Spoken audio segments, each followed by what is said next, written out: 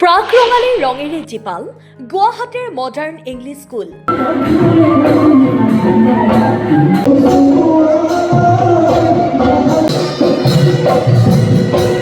বিহু পতাকা উত্তোলন কৰে ডক্টৰ জয়ন্ত মাধৱ বৰাই। প্ৰতি বছৰে পালন কৰি অহাৰ দৰে এইবেলিও গুৱাহাটী কাহিলীপাৰাৰ মডাৰ্ণ ইংলিছ স্কুলত শনিবাৰে অতি উলহ মালহেৰে প্ৰাক ৰঙালী বিহু উদযাপন কৰা হয়।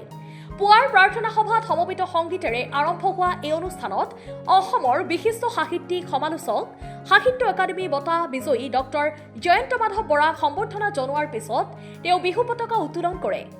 দশম শ্ৰেণীৰ অসমীয়া বিভাগৰ ছাত্ৰ ছাত্ৰীয়ে প্ৰস্তুত কৰা প্ৰাচীৰ পত্ৰিকা উন্মোচন কৰে ডক্টৰ জয়ন্ত মাধৱ বৰা তথা বিদ্যালয়ৰ সঞ্চালক পংকজ দাসে।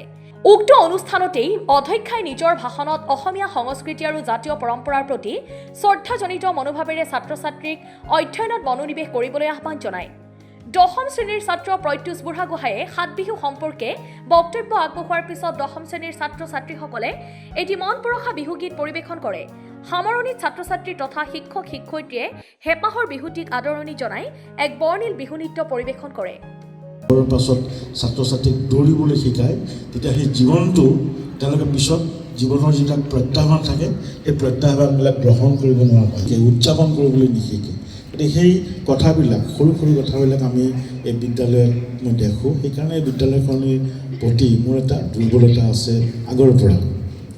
মই আশা কৰোঁ এই বিদ্যালয়খনে অদূৰ ভৱিষ্যতে আৰু জাকত জিলিকা হৈ উঠিব। ইয়াৰ ছাত্ৰ ছাত্ৰীসকলে অসমৰ ভিতৰতে জিলিকি উঠিব, সুনাম কঢ়িয়াব।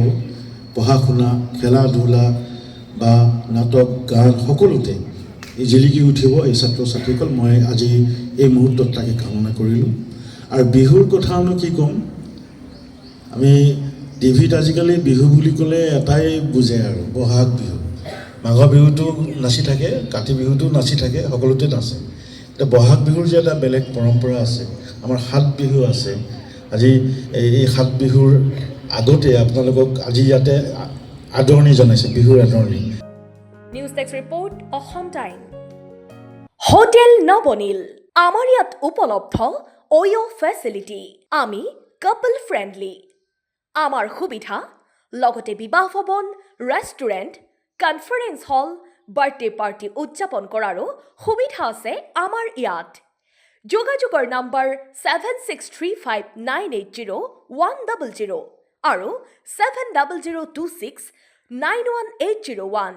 আমাৰ ঠিকনা হৰিপুৰ নলবাৰী ৰাষ্ট্ৰীয় ঘাইপথৰ কাষত নাইৰা পেট্ৰল পাম্পৰ সমীপত।